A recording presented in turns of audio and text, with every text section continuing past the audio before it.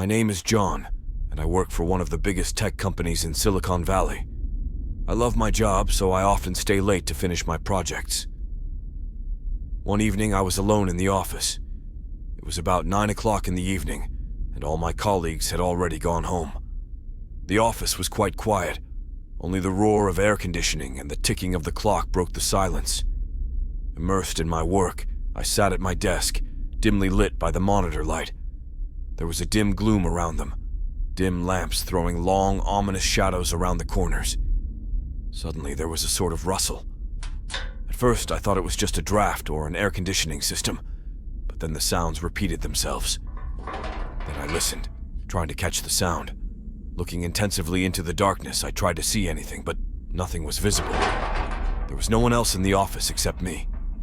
Thinking that it was a rat or another small animal, I went back to work, but the noise did not stop. At the same time, a strange hum sounded in the corridor, like a quiet buzzing of insects. I was sure that it was one of my colleagues who decided to make a joke of me in this way, because the sounds were as unnatural as possible. When I opened the door and looked out into the hallway, I saw no one, but the hum continued. It was getting louder and closer. I started to feel uncomfortable. Something was wrong. I closed the door to my office and dialed the security number. To my surprise, there was no answer and no beeps. Meanwhile, this strange sound stopped in front of the door to my office. I understood this because the hum was now constant and loud enough. I froze as the door opened and the hum grew louder. Hoping to see one of my colleagues, I crossed my arms to scold this clever man, but instead my eyes stopped at the faint, translucent silhouette. It seemed that the figure was about to disappear, vanishing into thin air, but it continued to remain visible, as if challenging the laws of physics. I was amazed at the meeting and could not utter a word. The body was gripped by fear, but a moment later I was able to overcome it and rushed into the next office through the balcony. Hearing the figure follow me, I headed for the elevator. As I ran down the hallway, I looked over my shoulder, and I saw a blurry silhouette floating in the air, closer and closer to me. As I ran up to the elevator, I started pushing the button, but suddenly I felt a cold breeze sweeping past me. My skin was shivering, my hands were shaking. Turning around, I noticed the same silhouette, only now it was hovering above me in the air. But the old hum was gone. Without waiting for the elevator, I rushed to the fire escape. Jumping over the stairs, I ran down, feeling something terrible coming behind me. My breath was off, my lungs were on fire, but I didn't dare stop for a second. Fear kept me going. In a panic, I reached the first floor and ran to the exit without looking back. Once I was on the street, I raced without taking apart the roads until I reached my home, where I was finally able to catch my breath. My mind was confused. I couldn't focus on anything. What was it? Ghost? Hallucination? My head was spinning with fear and the inability to explain it all. The next morning, I called security and told them what had happened. They checked the CCTV footage, and to my dismay, they found nothing suspicious except for the one running down the corridor all by himself. I have no idea what it was, but I never left the office alone after dark again. It was the scariest and most confusing experience of my life. I still can't explain what happened that night, and I'm afraid of what might happen again.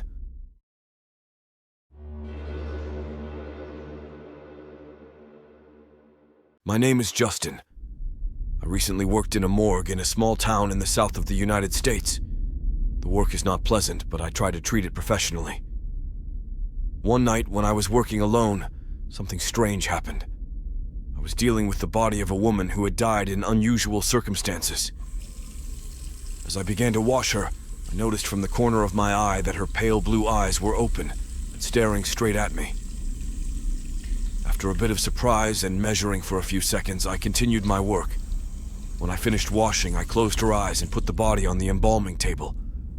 But when I came back with the necessary tools a few minutes later, her eyes were open again. It was very creepy. I tried to close her eyes again, but they opened again. A chill ran through my skin. Without thinking, I called my boss's number and told him what was going on. He apparently didn't believe me and ended the conversation, telling me to keep working. But I couldn't. I felt something was wrong, so I decided to do my own investigation. When I began the next morning to examine this woman's medical records, I soon discovered that she had been murdered by her husband, Sam. He was arrested and did not deny guilt. Thanks to good police contacts, I managed to arrange a meeting with him. When I walked into the interrogation room, there was a man with shaking hands. He kept staring at the same spot and slowly shook his head, making him look like a psychiatric patient. "Hi, my name is Justin. Can I ask you a few questions?" I asked cautiously, trying not to press the person. There was no answer. "I'm a pathologist, and I just wanted..." Then Sam looked at me in despair, and he said, "Don't look her in the eye." Making sure I heard, he put something small in my hand and lost himself again. I opened my hand and found a photograph of his wife, probably. Sam didn't say another word, so I left the station and went to work. All the way, Sam's words echoed in my head. I looked at the photograph as I was driving, and suddenly I was stunned. Eyes! The woman's picture is brown. What the hell?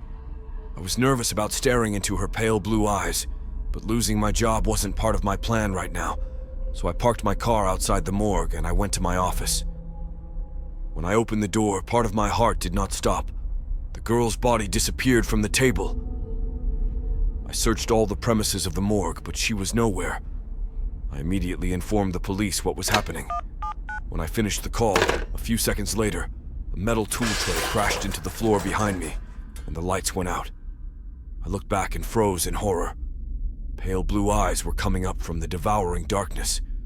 My whole body seemed to convulse and my legs were collapsed. I even forgot to breathe for a moment, but when I got over my fear, I threw myself away with incredible speed.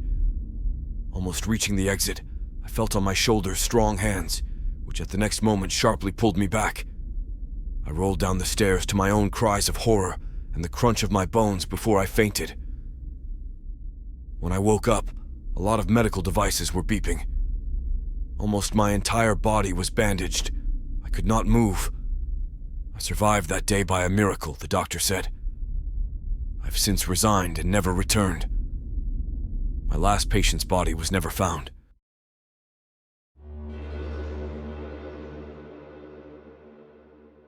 My name is Tom, and I worked as a food delivery guy in New York, so I could work at night, which is convenient because I'm a day student in college. One night around 11 p.m., I got a catering order for the Harlem area. From my colleagues' accounts and from the news in general, I knew that this was not a safe area. But anyway, this is my job. After picking up the order, I went to the right place. When I got to my destination, there was an old abandoned house in front of me. I thought maybe it was a mistake because there was no light in the house.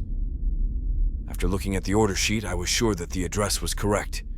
So, not too long thinking, I went to the house and pressed the doorbell. Nobody answered. I knocked on the day, but the result is the same. 5 minutes have passed. I did not hand the order to anyone. Then I decided to look around the house from the outside. Going around the building, I noticed a light in the window on the ground floor. I came closer and looked inside. What I saw made my eyes wide open and my hair stand on end. There was a man with his back to me, tied to a chair. He was covered in blood and clearly needed help. I tried to open the window, but it was boarded up. So I ran back to the front door and started kicking it out. But suddenly the door opened, and there was a tall, masked man standing on the doorstep. He immediately attacked me, hitting me on the head with something heavy. I lost consciousness. When I came to, there was a taste of iron in my mouth. I was tied to a chair, and across from me was a man tied and beaten, whom I saw earlier in the window. He looked at me with despair and hope in his eyes, but said nothing. Looking closely, I was horrified to recognize Mark, who was also a courier for my company. There was a stale smell of blood and sweat in the air. There was no furniture in the half-lit old kerosene lamp room except for 2 chairs. Looking around as far as possible, I saw scattered damp planks and broken glass everywhere. When I tried to untie the ropes, the door to the room swung open, and a masked man walked in slowly. The long black hair on his head caught my eye, and completely barefoot.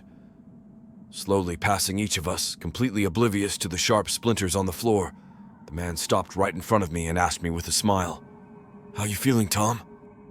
For a moment, his voice seemed very familiar to me, but I could not remember anyone with whom there was a strained relationship.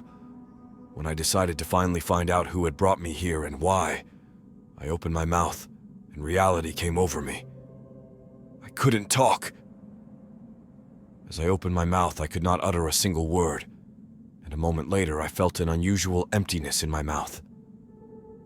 At that moment, the attacker reached into his pocket and took something out. "You're looking for it?" He held it with 2 fingers and shook my severed, already gray-haired tongue. He threw it right at my lap. I felt my heart pounding in my chest.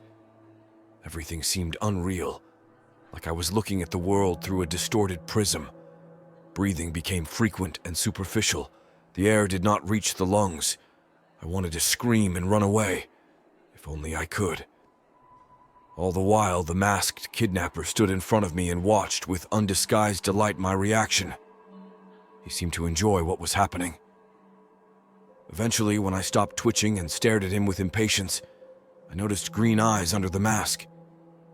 After weighing all the details, I came to a terrible conclusion that gave me the creeps. The looks and voice were exactly like that of my former work colleague Craig, who was quietly fired after being replaced by a relative of a company director who was sitting half dead in front of me. Craig strongly disagreed with this decision, as it worked well and without comment. Apparently, this is his way of getting back at his former boss. Minutes passed. As far as possible in this situation, I have prepared myself morally for any outcome and even said goodbye to my life. But still, one thought did not leave my mind. Craig was a perfectly sane man and always treated me kindly. I'd say we were even friends because we hung out sometimes after work at some local bar. What did not please him was a mystery to me. While I was thinking, Craig was putting some things in his bag, after which he took out his revolver and, holding us at gunpoint, began to untie us from the chairs. When it was over, he tied our arms with the same ropes from behind and told us to leave the house without any sudden movements. As I got up, I felt a burning pain in my leg, which made it impossible for me to walk normally. Slowly leaving the house, I looked at my leg and noticed a deep cut.